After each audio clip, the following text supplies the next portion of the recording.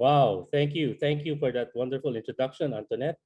Good morning, everyone, and welcome to this event. And we are all grateful that you are here with us today to discuss and talk about sustainability.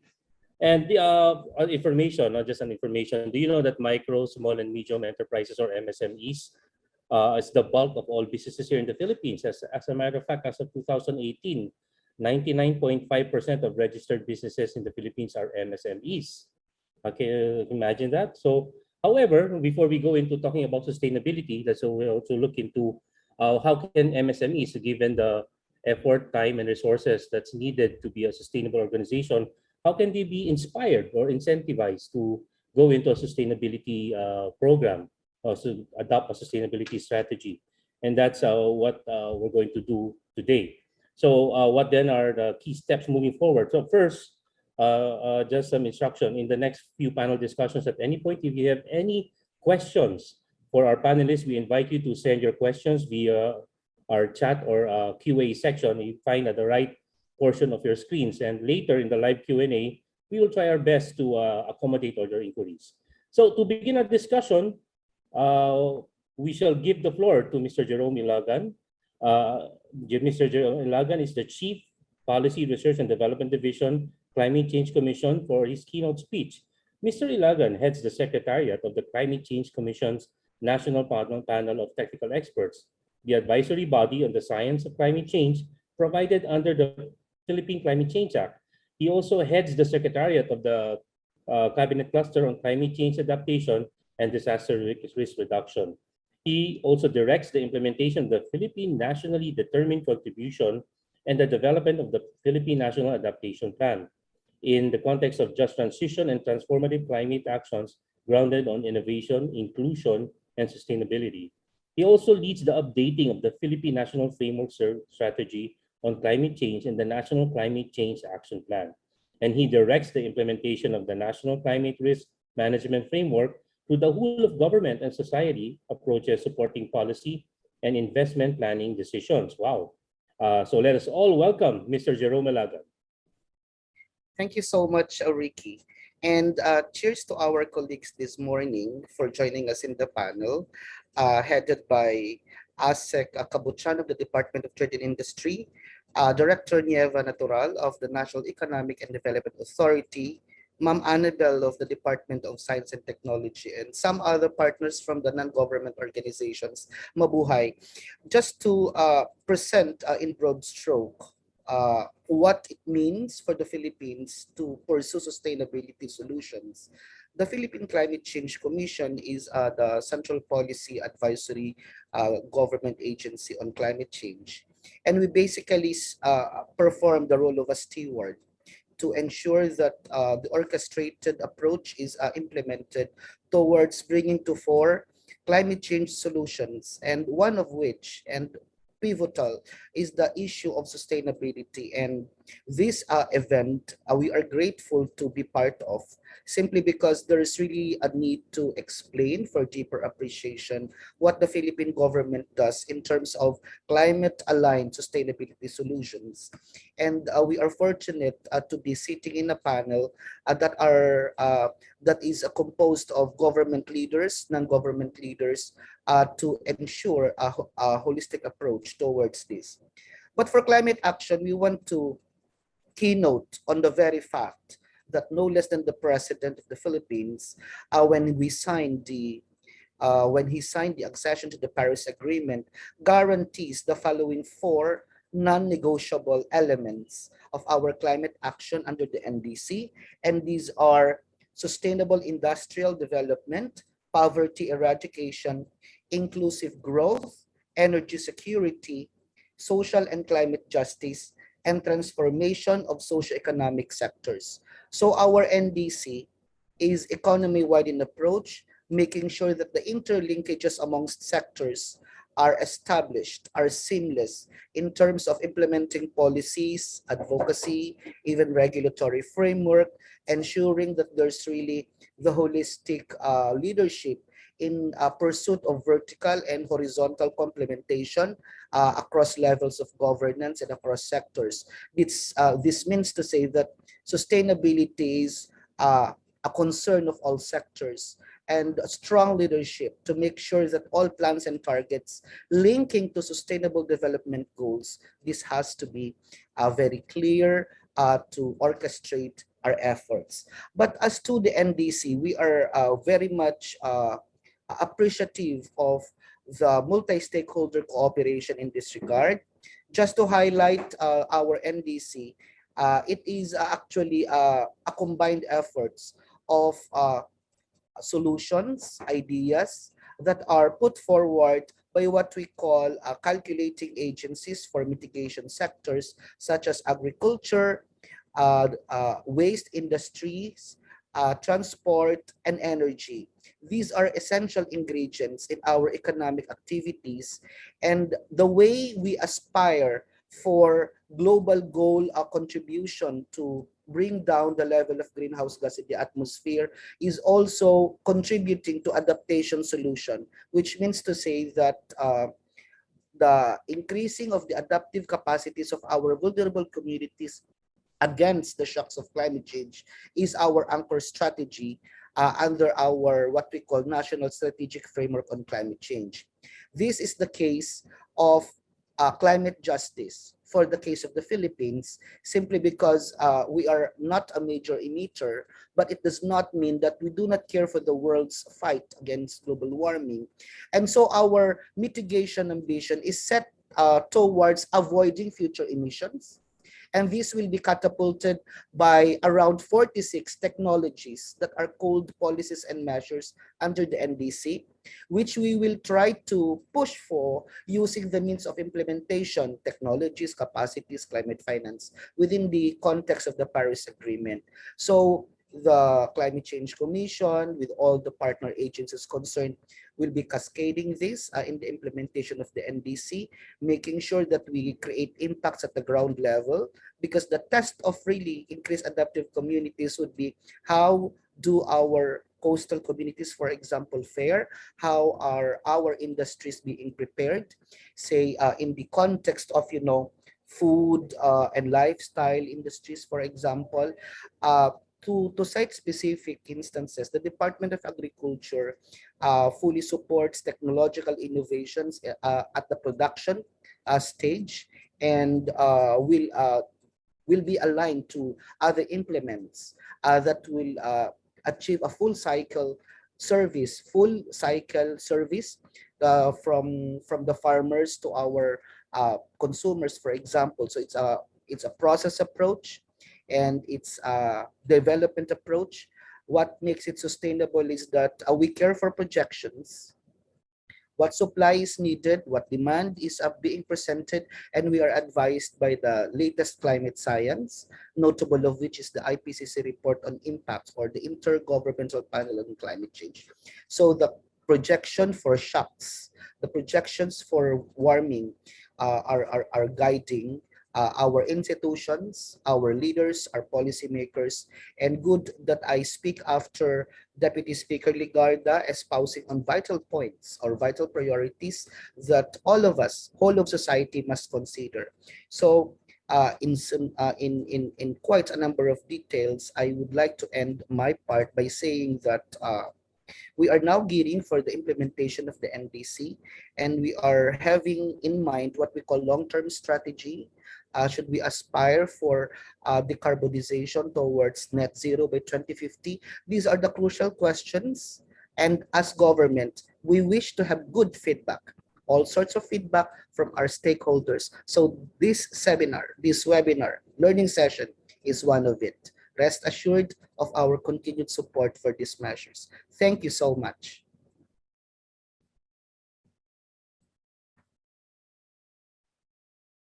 Thank you. Thank you very much, Mr. Ilagan. Definitely, government needs the support of this is a whole nation approach. So without further ado, let's go to our next speaker. We will hear from Director Nieva T. Natural from the Regional Development Group of the Natural Resources and Environmental Staff of the National Economic and Development Authority. After earning her undergraduate degree in Biological Sciences from the University of the Philippines in Manila, Director Natural worked immediately for the government. She then earned her master's in public administration at the University of the Philippines, National College of Public Administration and Governance, and a Diploma in Development Studies in Massey University in New Zealand. Let us all welcome Director Nieva T. Natural.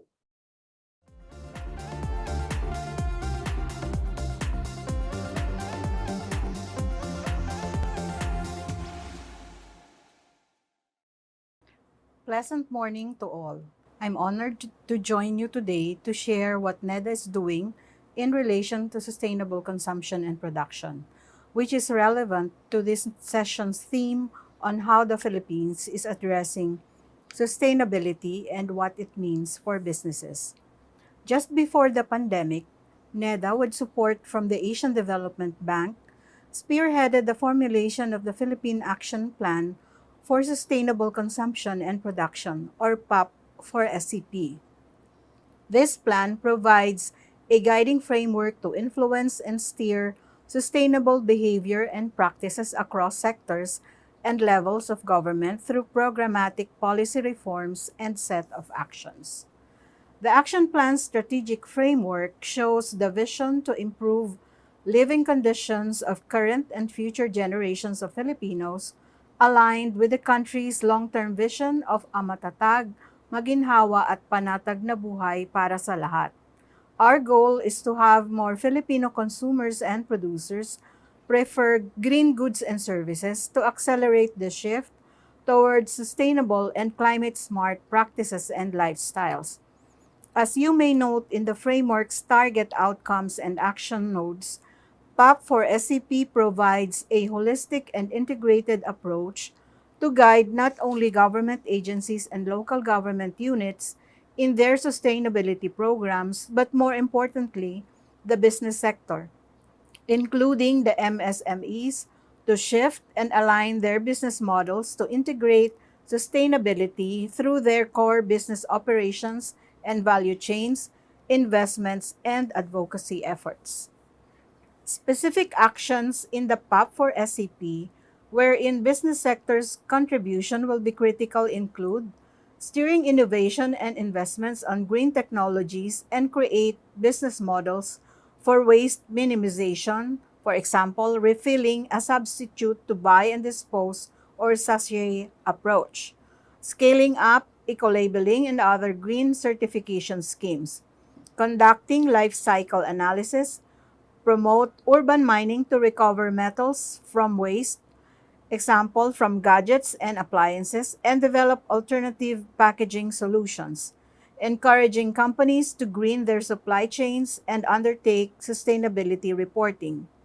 Since sustainability reporting is currently mandated only for publicly listed companies, the plan pursues capacity building activities for MSMEs on sustainability reporting to enable them to also leverage on the new economic opportunities for green products or services. To provide an enabling policy environment to scale up SCP, the action plan also pursues key legislative reforms such as on food and electronic waste management, extended producer responsibility, and green or sustainable public procurement and regulating single-use plastics.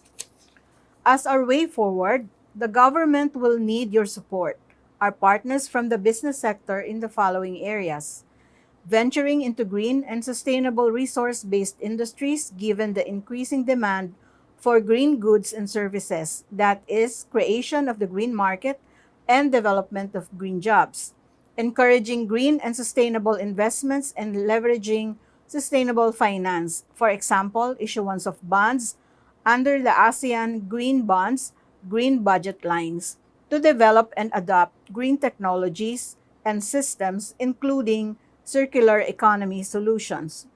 Third, promoting sustainable lifestyles and strengthening eco-labeling and green certifications. This will inform production and purchasing decisions of producers and consumers alike, ensuring that the goods or services they produce or consume are environmentally sustainable. For more information about the PAP for SCP, please visit the link provided on the screen. Thank you and have a good day.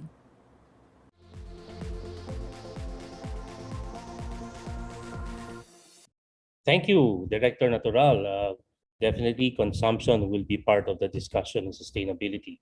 Anyway, following this presentation, we will have insights coming from Assistant Secretary Anne-Claire Cabochan of the Consumer Protection Group of the Department of Trade and Industry. Attorney Cabochan contributes to the policy and regulatory framework adopted or undertaken by CPG bureaus like the Bureau of Philippine Standards, Fair Trade Enforcement Bureau, and Consumer Policy and Advocacy Bureau. She is a strong advocate of good regulatory practices and has included the conduct of a regulatory impact assessment as an integral requirement in the crafting of regulations. She's a keen advocate of sustainable consumption and the benefit standards as a key component to quality infrastructure. Assistant Secretary Cabochan actively works for the mainstreaming and integration into work plans and into short and medium term, and into the short and medium term. So everybody, let us welcome Assistant Secretary Anne-Claire C. Cabochan. Ma'am.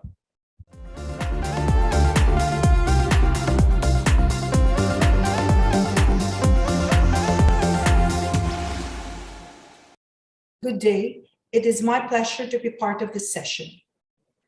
Mother Earth has set off the alarm that prompt us to shift towards more responsible patterns of consumption. And unless we have a ticket to another planet capable of supporting human life, we are left with no choice but to consider the environment.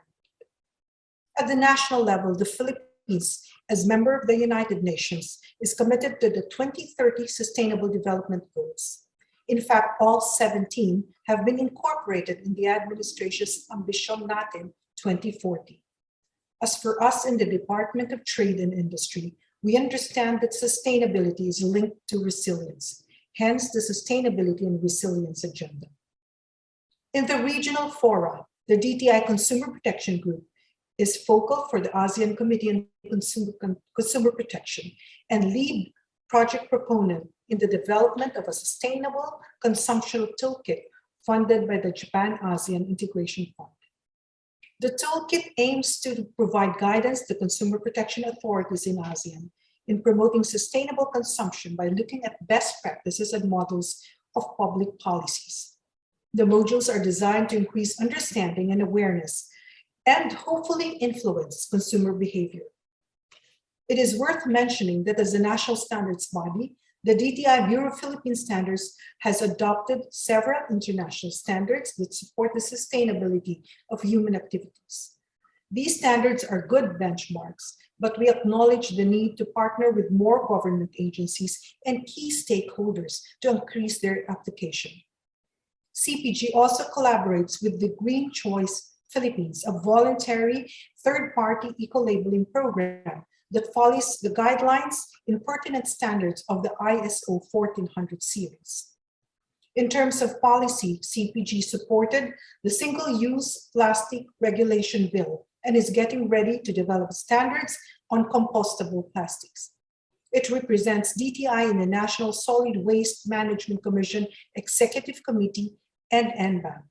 Additionally, it chairs the subtask group on the definition of single-use plastics. CPG likewise partnered with the Plastic Credit Exchange, PCX, an organization that implements plastic offsetting and extended producer's responsibility scheme, and we can link MSMEs interested in implementing said scheme. Lastly, we firmly believe that an informed consumer is an empowered one. Thus, we continue to broaden awareness on sustainable consumption through weekly webinars, through the Consumer at Ibapa weekly radio TV show, and other activities, including those held during Consumer Welfare Month. We are also proud to work with the National Youth Commission in this undertaking and are in discussions with the Department of Education to include sustainable consumption in existing primary and secondary education curriculum. Thank you.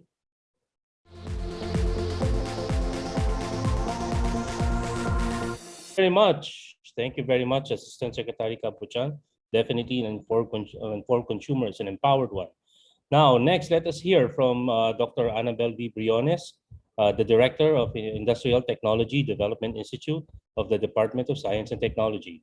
Dr. Briones is at the forefront of leading the Institute to make local industries globally competitive through research and development, transfer and commercialization of innovative and sustainable technologies, and appropriate technical services. She earned her doctorate in engineering from Keio University, Japan, and a Master of Science in Chemistry from the University of Santo Tomas in the Philippines. In 2017, she had been conferred Scientist 1 of Scientific Career System by the Philippine National Academy of Science and Technology and Assessor 4 rank by the Career Executive Service Board. She also received the award as Woman Leader of the DOST in 2019 and a recipient of the Presidential Lingkod Bayan Award group category in 2014. In 2020, the Philippine Association for the Advancement of Science and Technology bestowed her with the Gregorio Zara Award for Applied Research. And this year, Asian Scientists magazine recognized her accomplishments as one of the most outstanding scientists in the region in their 2021 edition of the Asian Scientists 100 list. So everyone, let us all welcome Dr. Annabelle V. Briones. Ma'am.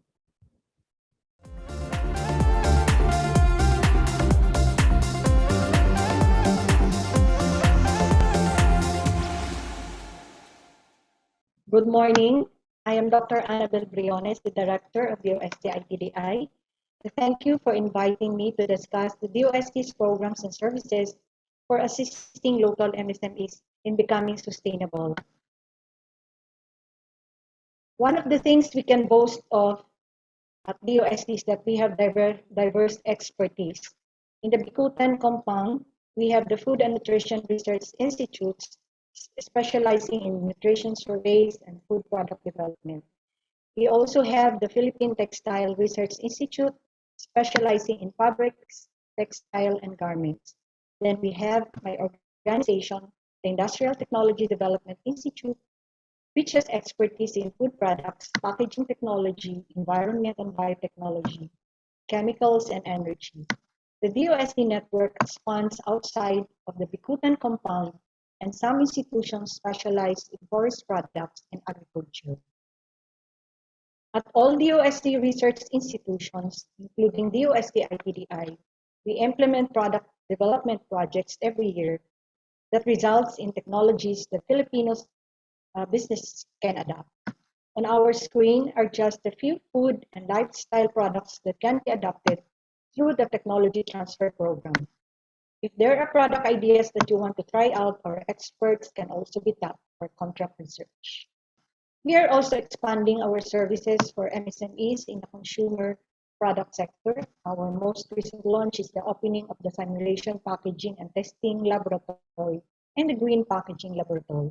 These are state-of-the-art packaging laboratories with the capacity to simulate stress conditions, and the other one specializing in environment-friendly technologies. They were both conceptualized to accelerate packaging technology development in the Philippines. We also have the modular multi-industry center, which features equipment mix and match to suit and a wide range of processing needs for consumer products in nutraceutical and personal care. We also regularly offer to firms what is called an energy audit, and it is carefully a study of an organization's energy utilization to identify improvements to their system. Another includes identifying areas where waste can occur and identifying solutions for those problems. There are two ways to address these problems. The first is to reduce or eliminate waste, and the other way is to improve operational efficiency or make the most of the energy taken up. These strategies are coupled with a carefully crafted waste analysis and characterization study, or WAC. Will not only help firms reduce energy wastage, but perhaps even identify avenues for additional products and alternative energy resources.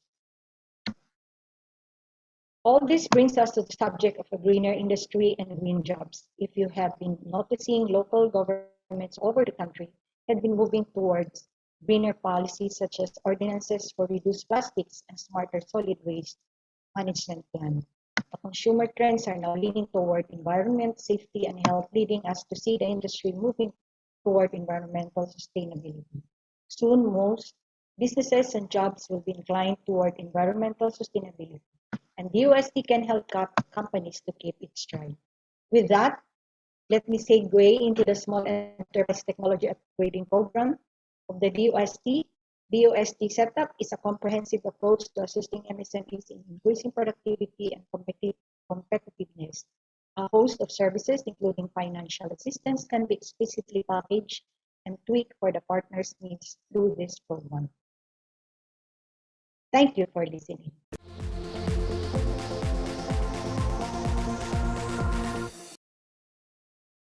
Thank you very much, Dr. Briones. Nice to know the role of DOST in providing a venue for MSMEs to participate in sustainable development.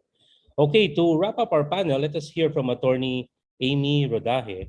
Attorney Rodaje is the Chief of the Legal Research and Advisory Section, Legal Division of the Environmental Management Bureau of the Department of Environment and Natural Resources. Attorney Rodaje obtained her undergraduate degree in political science from New Era University. She also obtained her law degrees from the same university and Pamantasan ng Lungsod ng Maynila. She has been engaged in the private practice of law since 2017. Everyone, let us all welcome Attorney Aime Rodaje. Ma'am.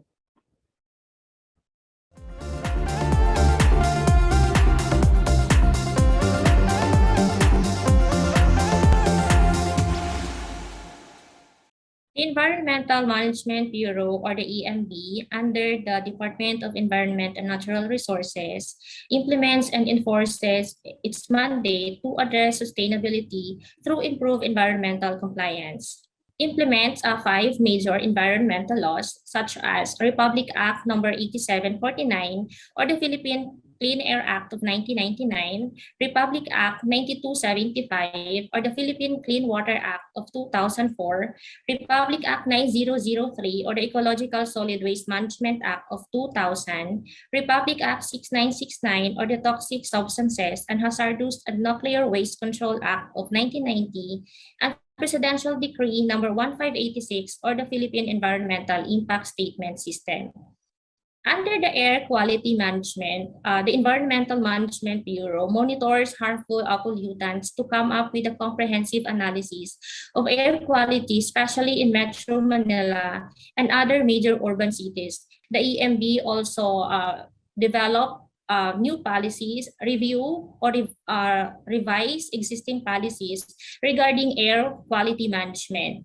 As regards the regulation and enforcement of mobile sources, the EMB issues a certificate of conformity for new vehicles to ensure that all vehicles are compliant with Euro 4 standards. Also, it monitors the private emission testing center to ensure that it's capable of conducting testing, and then the results are reliable. And as regards the stationary sources, the EMB issues a permit to operate to all establishments that emit air pollution. As regards a clean water management under Republic Act 9275, the EMB developed new policies, review and revise existing policies on water quality management.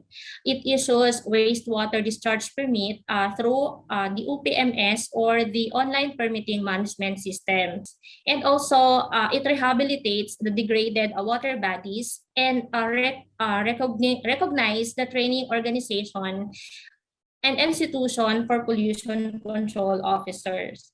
Also, to ensure compliance, we conduct monitoring and required the establishment to submit a self-monitoring report and compliance monitoring report. Also, the EMB classify water bodies according to the usage and designation on and operationalization of water quality management areas. Under the Solid Waste Management Act, or Republic Act 9003, the Environmental Management Bureau is not the primary agency to implement the solid waste management. Since under the Republic Act, the EMB is just mandated to provide technical assistance to local government units and to monitor the following. First is development of sanitary landfill facilities and other cleaner and safer forms of disposal system. We have 237 sanitary landfill facilities operational nationwide. Next is to rehabilitate closed dump sites. So we have 100% closed dump sites nationwide. And establishment of materials recovery facilities, including solid waste management equipment. We have 11,625 established materials recovery facilities to cater 14,828 barangays. Next is the completion of 10-year solid waste management plan. We have 1,082 approved solid waste management plans. 558 are for evaluation, and 76 LGUs did not submit their management plans. As regard toxic substances and hazardous waste management, the EMB issues permit clearance for registration and importation. This refers to the chemicals that belongs to the chemical control order and the priority chemical lists. Issuance of transport, storage, and disposal registration certificate. This refers to the hazardous waste that store, treat, and dispose. Next is the issuance of the hazardous waste transport registration certificate is issued to all establishments that wishes to transport hazardous waste. Registration and clearance for importer of recyclable materials containing hazardous substances. So this permit is issued to all establishment that wish to import recyclable materials. And then export clearance. The Philippines is allowed to export hazardous waste to countries which are member of the Basel Convention. As regards environmental impact assessment under 1586 or Presidential Decree 1586, the environmental impact assessment, it is a systematic process that examines the environmental impacts of the activity to the biophysical environment and socio-economic environment. And it is designed to identify the environmental measures to mitigate the impacts and enhance the positive ones. Not all projects are required to undertake EIA or environmental impact assessment study. It depends upon the project type. So we have 4 categories here. First is the category A projects, or the projects which are environmentally critical projects. It requires environmental compliance certificate, and it should be filed before the EMB central office. Next is category B project. These projects are not belong to ECPs or the environmentally critical project, but it will be established or operated in an environmentally critical areas. So it also requires environmental compliance certificate, and it should be filed before the EMB regional office. Next category is the projects for environmental enhancement. So it depends upon the description of the project, and upon determination, the regional office will issue a certificate of non-coverage or environmental compliance certificate depending on the project type. And then next is the project not covered by the PD 1586. It requires only to secure certificate of non-coverage. So it is dependent upon the submission of the project description. So it is an automatic approval. So it is online. So no need to go to the office of the EMB, and it takes only 7 days to approve the application. And projects prior to 1982, since the passage of Presidential Decree number 1586, was 1982, and projects that are established or operated prior to 1982 are not required or not covered by presidential decree unless there is a modification or expansion. So their application, whether it is category A, B, or C projects. The process of the ECC application. So we have online application. There is a website here where you can find the platform on how to access the application. But the application for the ECC for category A project, it should be manually filed before the EMB central office. So other applications will be filed online, and this can be accessed here at our website. environmental impact assessment applications, and submission of reports. If you have any questions regarding applications of the permit issued by the Environmental Management Bureau, you are free to ask questions later during the discussion. Thank you.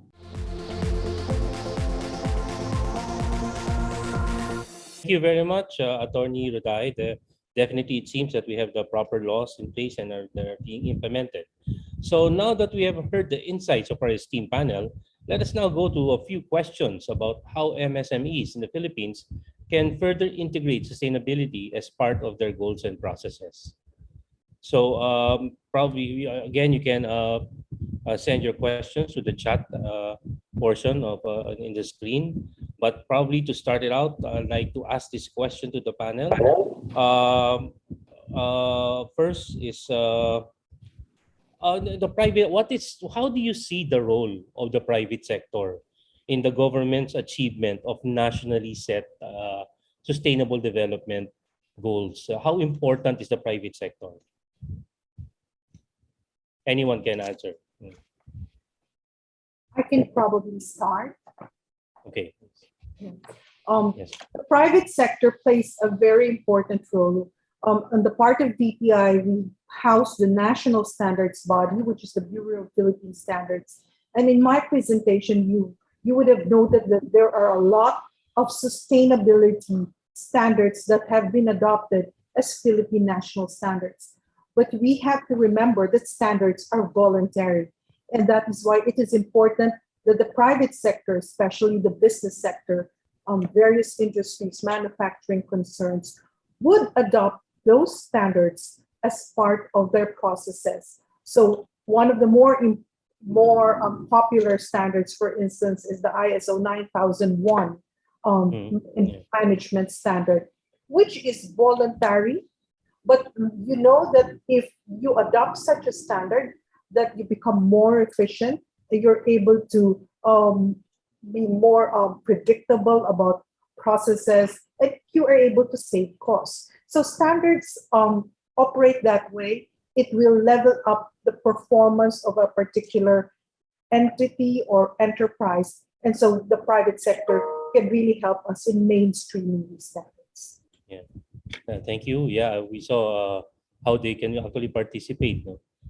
In the role on the Climate Change Commission, Mr. Ilagan, we have committed quite substantially, even us not being an emitting country.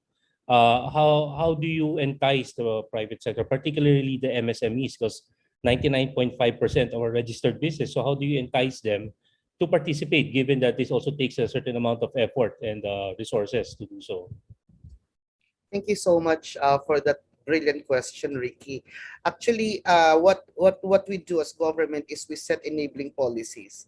And just to address that we are not an emitting or major emitting country, our aspiration is set on emissions avoidance. So we are currently at what we call survival emission level. So what we commit at the global commitment is what we call emissions avoidance, and we can only do so if there are valuable shifts in technologies applied in our production system, in our value chains. And this is going to be really a multi-stakeholder platform wherein we want to take stock at the areas of possible decarbonization industries where green jobs can be applied, where new technologies can be applied. And as an innovation process, it's good that we are having good collaboration with agencies, because we want really to look into the finer details of the process, what would be required by our MSMEs in terms of the transformative nature of climate action, especially on mitigation. So there will be some form of means of implementation or assistance from the developed world in terms of technology transfer, in terms of capacity building. So we will collaborate closely with the oversight agencies how to seamlessly navigate on this, and then report data, like to operationalize what we call the linking of Paris Agreement to SDGs. We have our very good colleague here, Director Natural, for the data and policy coherence. So this is going to be a leadership function that we cascade, and we will get, of course, the support of the DOST and DTI for that matter. Now, for the calculation of avoidance, then we have our good representative from EMP. So the technologies that are offered, for example, this will be looked at a market lens, using also the market lens. How can we mainstream?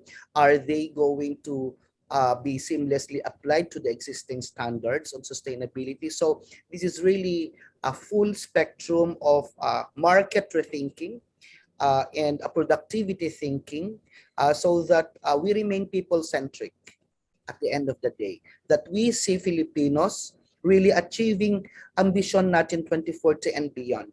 So technology solutions, capacity buildings are what we call enablers of this transition. So what's the role of the private sector? They make government aspirations real for our people. Thank you. Thank you very much. Maybe I should go to a question in the chat room. No, it came from Dr. Alfred's Essentials Incorporated, and this is very relevant. As I mentioned earlier, participating in sustainability requires resources. So his question is: cost of sustainability is big. No? Now, who in the part of the MSMEs, who will shoulder this move, and what incentives can government offer? So anyone would like to answer that question? So Ms. Cabochan? Yes, I think it falls squarely within the mandate, of course, of the Board of Investments. We know that as far as incentives are concerned, it must be included in the investments priorities plan before it can be, before a business or an activity can avail of incentives like income tax holidays or tax-free importation of capital equipment and spare parts and the like. So what is important is, I think, on my part, would be, because all of us are consumers, would be sending clear signals of what particular products we would like to purchase. Because by doing that, we are telling producers and manufacturers and our MSMEs of what we would like to see them produce. So if we see that there is that kind of activity, I am sure on the part of government that the policies will be in place to support these activities. So for instance, I know these are big ticket items, but our circumstances have shown that there should be a shift towards renewable energy. And so even with this Russia-Ukraine war that is ongoing, one of the interventions that was proposed by the Economic Development Cluster and approved by the president is really the shift or the support towards renewable energy, which is whether it's from the wind, from tidal energy, or from solar energy. So inclusion in the strategic investments priorities plan would make it eligible for incentives. So if it becomes a movement support for these sustainable products, I am sure that the incentives will follow as a matter of policy, because government is there to create an enabling environment. Thank you very much, Ms. Cabochan. I'd like to, I have a question for Dr. Briones in the chat room, but I'd like to ask Director Natural first. On the Ambition 2040 is the major economic development plan of our country up to 2040. And like 3 years ago in the CSR Expo, I heard that SDGs are already part of that plan. But my question is, how is NEDA making this operationalizing it? Like I've seen that you had this stakeholder for sustainability program, of which many would like to participate. So can you explain further on these activities of NEDA? Specifically for SDG 12, Sustainable Consumption and Production, the NEDA, through an assistance from the ADB, did a consultation not only with the government, but also with the private sector, the academe.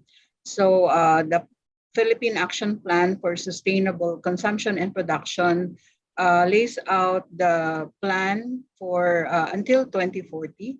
So we have the short, medium, and long-term plan that will align and pursue cooperation with the private sector on in the area of sustainable consumption and production. But aside from that, there are several laws that already provide for incentives to allow businesses to shift to sustainable practices, such as the Energy Efficiency and Conservation Act that provides for fiscal and non-fiscal incentives for energy efficiency projects and development of energy efficient technologies, and the Green Jobs Act, which is led by the Department of Labor and Employment, which provides tax deductions equivalent to 50% of the total cost for skills training, research and development for green jobs, and tax-free imports of capital equipment that would be used directly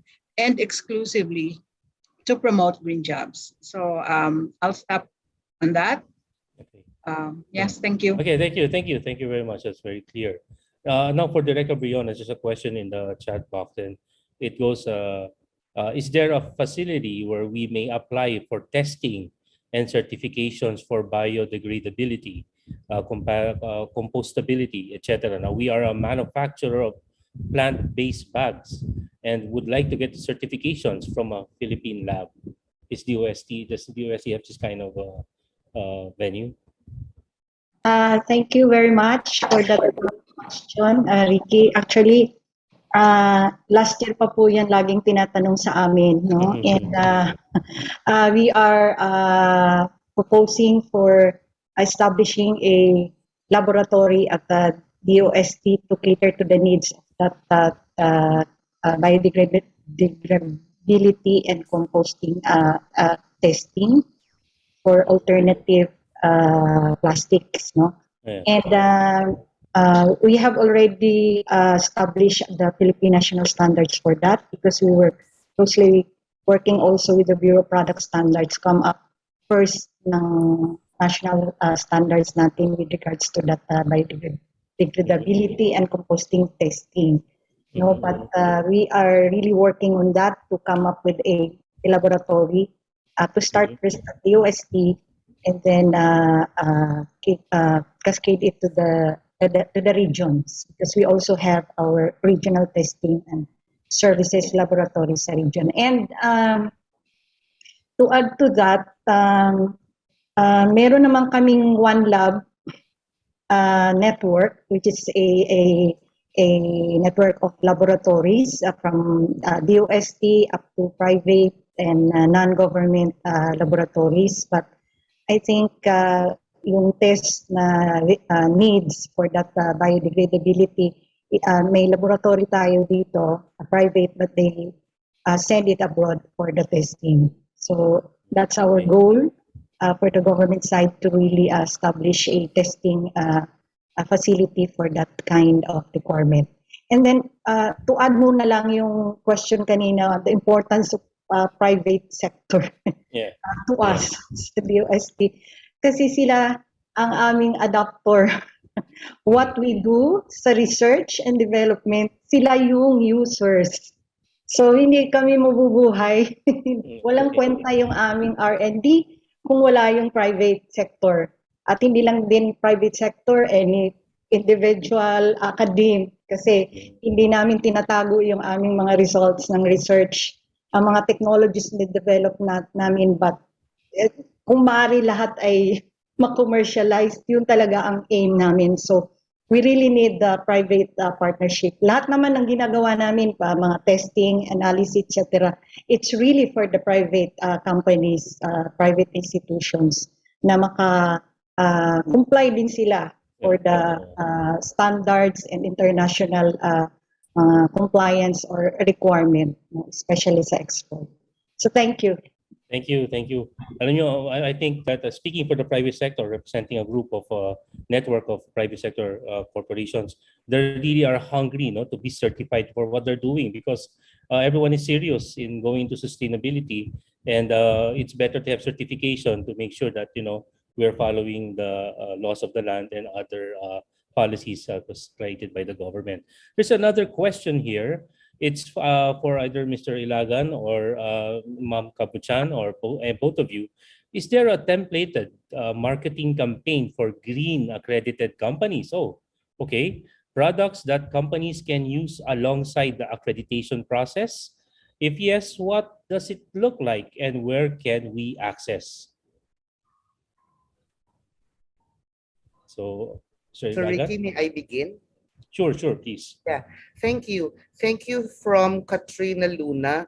As for our share of a certification process, and this is for the Green Jobs Law, and we are co-leading with the Department of Labor and Employment. We are still in the process of really fine-tuning the standards, and we have good support from a development partner. So as of the moment, we are not yet looking into the marketing campaign, but rest assured that advocacy, while the effort is still being pursued, is also taken care of. So we will get back to you, and rest assured that this government certification will be also adherent to ease of doing business in the Philippines, so that while the standards would enable us to raise the bar for compliance, it also is considered to be aspirational, so that innovation can really put in place. And I would like to second the response of our DOST director that yung private sector kasi ang proof din na tama din yung binabalansing mga initiatives ng government, kaya mahalaga po ang pag-cascade through non-government actors. Pero dagdagan ko lang po na yung ating MSMEs, and then even yung mga private startups, individuals can also be onboarded, at nilalatag po natin ang mga mekanismo para mas matawag talagang inclusive. And the government is there to facilitate the requirements so that everyone can claim that we are all together in this climate action and sustainability, of course. Thank you. Thank you. Ma'am Cabochan, would you like to add to that? Yes, on the part of DTI, we also do not have what we call a seal or an accreditation for these green accredited products or services. But as I mentioned in my presentation, we collaborate with on the eco-labeling program of Green Choice Philippines. That is this is a third-party eco-labeling program, and the products that are that pass through the stringent requirements of eco-labeling will have a seal that you can see, and that will show that it is it has complied with environment related standards such as the PNS 14020, which is on environmental labels. But we promote and we support the formulation of policies on green procurement for government. So we are part of the discussions there. Of course, CCC is there, GPPB and other procurement entities. We would like to highlight the need for procurement of green products for government being the single biggest procurement entity in the country. So I just would like to also comment on that question earlier on the production of bags. I think that plant-based bags. While we await and we look forward to DOST having a laboratory that can test these products, what can also be done by a manufacturer at this time is to probably inquire with our Philippine Accreditation Bureau, because the PAB is a member of the ILAC-APLAC. This is a network of laboratories in Asia Pacific. And once it is tested by a laboratory that is accredited by a member of ILAC HAPLAC, it can be, the product can be accepted, the testing results can be accepted in any other country which is a member of that mutual recognition arrangement.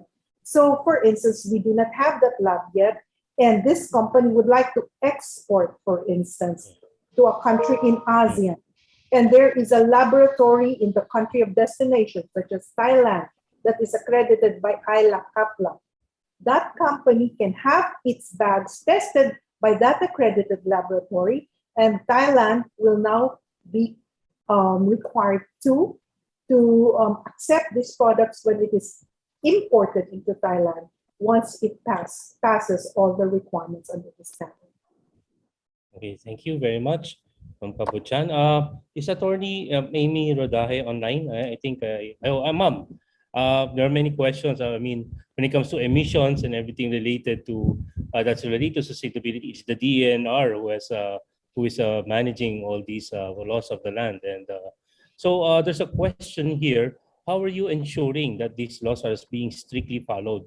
And maybe I would add on to that: are the penalties being strictly implemented, or do you see the penalties being enough to make sure that MSMEs or all the private sector will follow the laws of the land when it comes to the environment?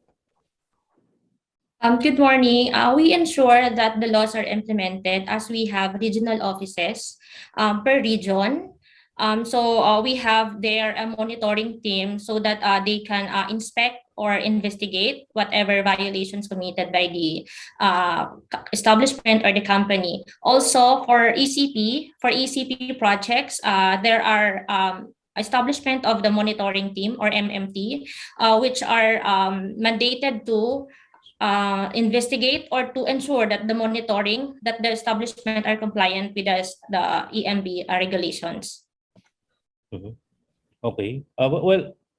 Maybe I should also ask this as one of the questions in the chat room is mentioning that when you talk about sustainability, we think about the environment, but ESG also has social, and I'm with the governance group, no? So maybe the question that was being a very good question by Rihanna and from Melissa Santi is, there's a lot of info on the environmental aspect of sustainability. Any input on the social aspect? Because you have how do the social aspect come in? So anyone, maybe we should ask Mr. Ilagan. Yeah. Thank you for the question. What we mean by inclusive is that no one is left behind.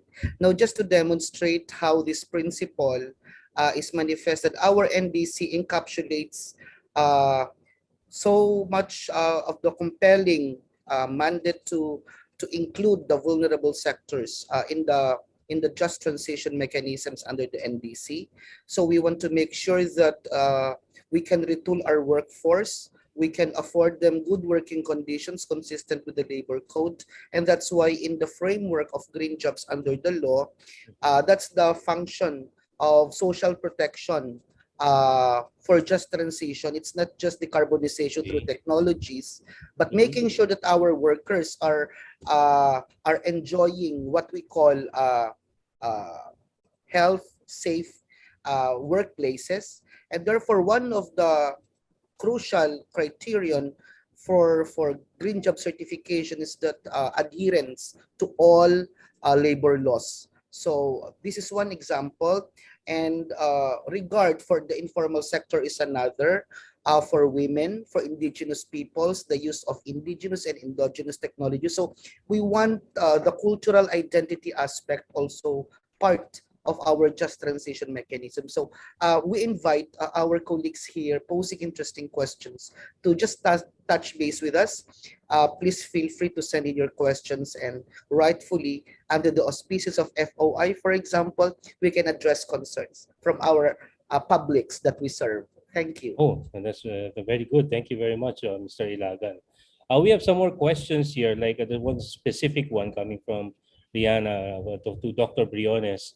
Do we have technology and facility for the handling of used face masks, which is becoming quite an issue when it comes to disposal, given the nature of its utilization? Right now, to answer that question, thank you again. Right now, we are doing some research on that, on utilizing the used face mask on other products that could have some industrial applications. Of course, hindi na pwede yung gamitin siya ulit, no? And for the facility, we don't have it yet, but we are doing R&D on the utilization of this used face mask for other industrial applications. So we could mix that with other composite material and then make it into other valuable products that could be of value. Thank you. Okay, thank you. Maybe I have to throw this question to our NEDA representative or even DTI. Consumption is an issue in sustainability, and we always say it's sustainable consumption. But in a way, many people are saying you have to lessen the consumption.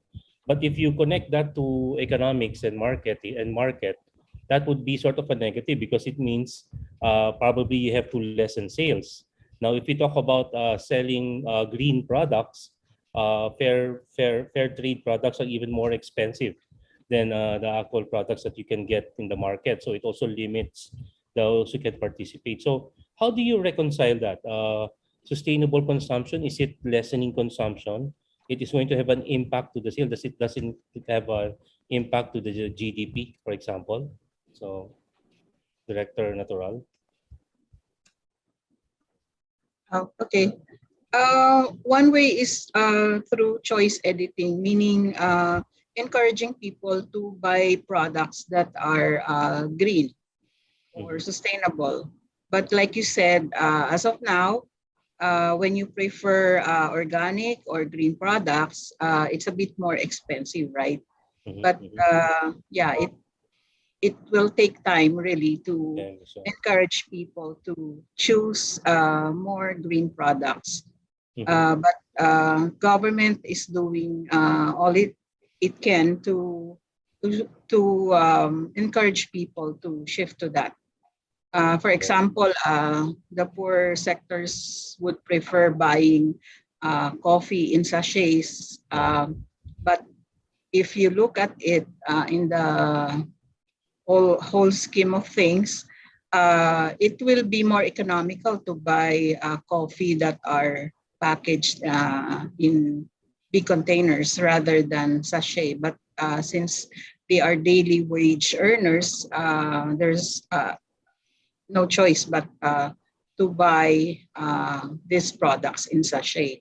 But in that regard, we are also looking at extending producer responsibility. There is discussion in Congress right now to have this, but there are companies that are already looking into this. That, for example, I'm not sure the company, but they have this trials in the LGUs of Quezon City. They have they can sell shampoos in refillable bottles. So if you bring your container, they can sell you these products. And I also saw in the supermarket cooking oil. If you bring your own container, you can buy your cooking oil, not in the small sachets, but yeah, that is one move that is collaboration between government and the private sector. Thank you. Thank you very much, Director Natural. Ma'am Cabochan, so how do you, how can the MSMEs contribute in reconciling economic growth and their participation in sustainability? Given that when you say consumption, sustainable consumption is actually lessening consumption. Well, the way we look at sustainable consumption, it's really responsible consumption. So I think what we need to be able to really drive would be the demand for more green products. And that's why it is important that the consumers look for these green products when they buy, whether it's online or in the physical store. And we start with government as the single biggest procuring entity. I made mention of the sustainability and resilience agenda of DTI earlier. And one of the pillars there is really espousing the circular economy. So to be sustainable, we need to make sure that our resources are not wasted.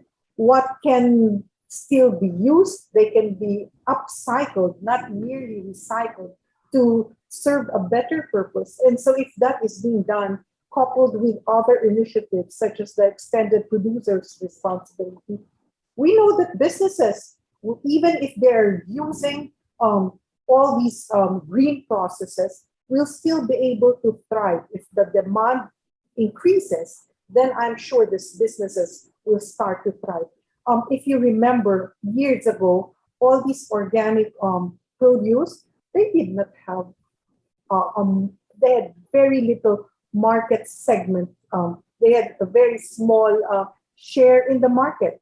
But now increasingly people are looking at all these products and making that a very deliberate choice to purchase that. So MSMEs that know that these are the trends will be well placed to compete in the market. So, and also to supply to outside the Philippines, because the markets of destination, our biggest trading partners, also have regulations that support green. And so if they are not compliant, they could not be able to sell to those markets. And the more successful ones are already there.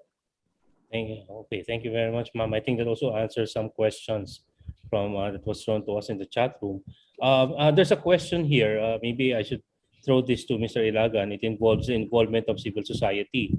But then again, having asked that, maybe we can also throw in, how does culture also play a role in sustainability? And some of our MSMEs, especially in the regions south of the Philippines, culture plays a major role in their nature of business. So how does CCC look at culture, as a part of your sustainability goals? That's another interesting question. Let's just take a case of DTI's auto program. So it's really showcasing unique products from our regions. And that's one way to encourage families, villages to showcase the localities best, so food, textiles, handicrafts. But we encourage them to look at the processes. There are sustainable ingredients, that are sustainable packaging materials. We really appreciate the discourses on this of both DOST and NEDA, for that matter, the packaging. So there is really government one-stop shop for information, for assistance. So this is really championing the best of the island, so to speak. And those household products will come in handy and will come in scalable dimension, making sure that the identity is there. When we speak of decarbonization, the indigenous knowledge and products will come into play. And that's very concrete messaging.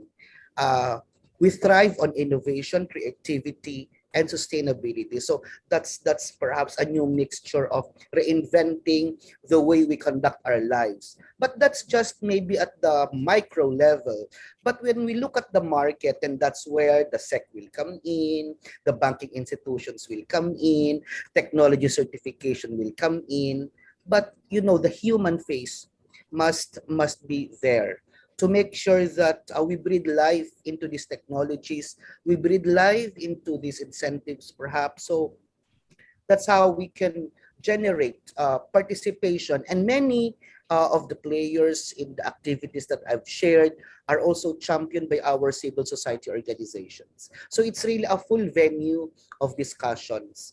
Many civil society organizations experience perhaps the challenges, and reaching out to direct segments of our population is one entry point to further discuss how to mainstream all these initiatives. So we value CSOs for their direct surveys, for their ideas, for their feedback.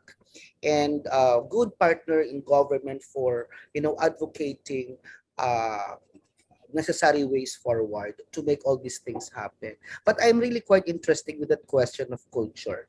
And, this panel, I think, is one good composite team to advance that. Thank you. Thank you very much, Mr. Ilagan. Then we have another question, another interesting question here from the Taiwan Trade Center in Manila, probably for Ma'am Cabochan. No? What will be a better access point to help our exporters comply with the sustainability requirements? Are we asking them to comply at the moment in the Philippine market? At the moment, we have a few what you call technical regulations on sustainability. For instance, the energy efficiency labeling requirements of the Department of Energy is a mandatory requirement for all manufacturers or importers of these products, refrigerators, televisions, and light bulbs and the like. So there's that energy efficiency label that is a mandatory requirement. So if you're talking about a better access, I think that you can always look at the websites of the agencies that regulate the products that are mentioned. So in this case, if you look at the DOE website, and I think we have this under the Philippine Trade Repository website, the requirements for all the trade regulatory agencies in the Philippines, and it would list what the importer would need to comply with in case it brings in products such as those that are covered by eco-labeling, energy labeling. Thank you, Ma'am Cabochan. I hope that did definitely answer that question. There's a question here for ASEC or Attorney Aime, or it's about the Philippine National Standard. So where do we access the publications of the PNS that we were talking about earlier? The Bureau of Philippine Standards is the Philippine National Standards body. All standards can be purchased from the Bureau of Philippine Standards. They are not given out for free, although in some cases when government offices ask, they are given on a complimentary basis, but cannot be photocopied because there are royalty requirements. These are standards that we have adopted from international standard setting organizations such as the ISO, the IEC. So there are royalty issues. They have to be purchased. Thank you very much, Ma'am. Maybe I should also ask Attorney Aime, maybe you're going to answer this, is what about decarbonization?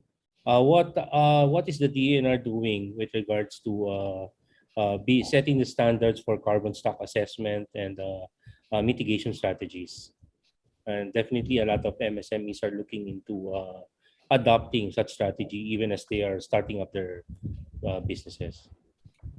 Good morning again. The EMB is now reviewing the policies in order to amend the existing guidelines regarding the that matter, sir. Yeah.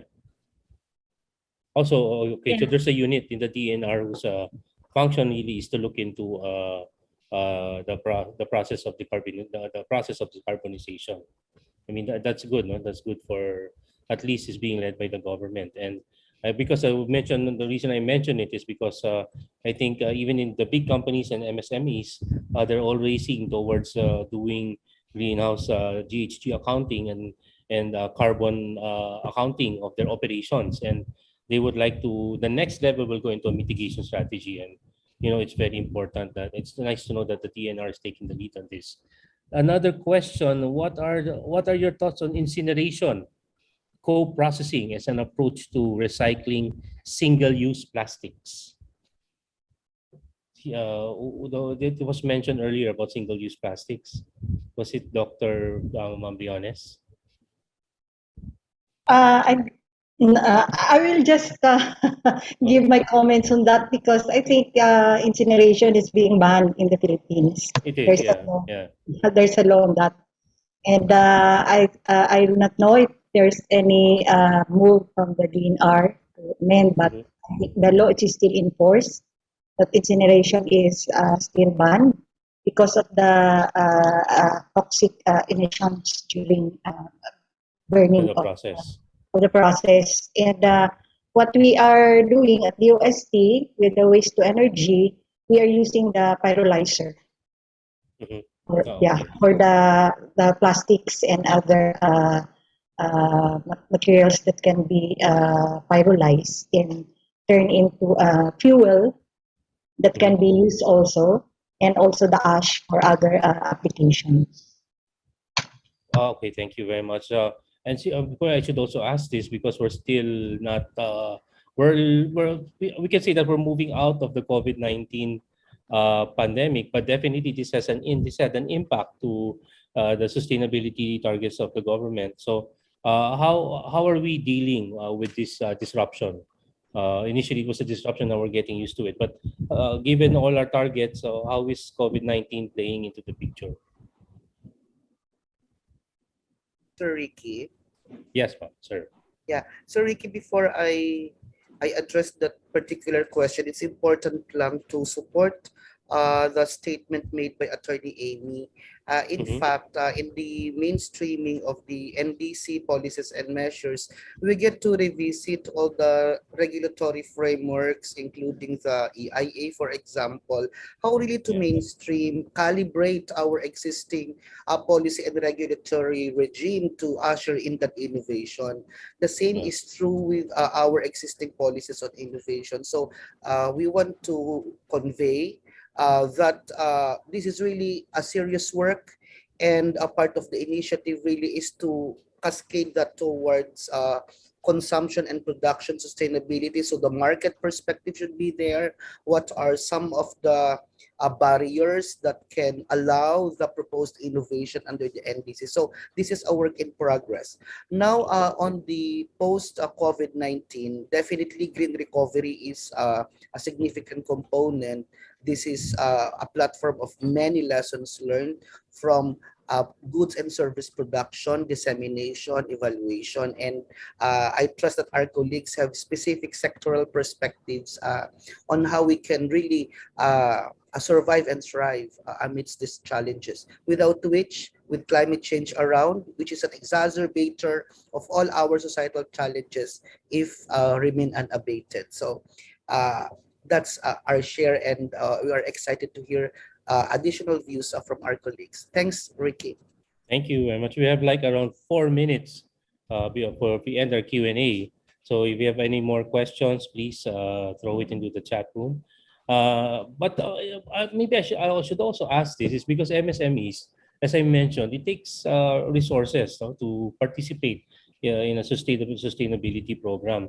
And getting money from traditional financial institutions is also difficult given our banking laws. So you had a program in the OST, ma'am, no, on setup, and you mentioned that there is access to financing. So how can MSMEs avail financing for sustainability activities? Like I know in the Development Bank of the Philippines, they have a window for renewable energy program, but that's on a large scale. But what about on the MSMEs? How can they access our financial institutions so they can participate? Okay, thank you. Anyone can answer. Yes, ma'am. May I first? Because you were mentioning the DOST Yeah, setup. Yeah, the DOST so setup, yeah. thank you for that question. And really, the program of DOST, this is for the MSMEs. Setup means Small Enterprise Technology Upgrading Program. This is to assist the MSMEs to adopt technological innovations to improve their products, services, operations, and increase their productivity and competitiveness. So this is only offered to MSMEs that are having it established their business in three years. No? So yun yung requirement to avail. Okay, okay. And then this is used for upgrading of the equipment or expansion of their process. So this is one. You could just go to the nearest DOST regional office for this setup program. We also have a startup program that could also be catered to the MSMEs. And then other program, we have the Science for Change program. This is to accelerate the science, technology, innovation in the country. And I will just mention the two. We have our Cradle, collaborative R&D to leverage Philippine economy. This is for the RDIs and industry partners, no? So they can up to 5 million funding, and this is mostly for R&D that is being required by a certain industry or a certain company. And then we have this the BEAST, or the Business Innovation through Science and Technology. This is to provide financial assistance to Filipino private companies for the acquisition of strategic and relevant technologies so they can undertake their R&D. So this is at 0% interest, but it's still to be refunded. Beautiful. Okay. Yeah, after a few years. Yeah. So those are some of the programs that you could avail of from DOST. Okay. And we also have our. Okay, thank you. Okay, thank you very much. I'm sorry, but we ran out of time.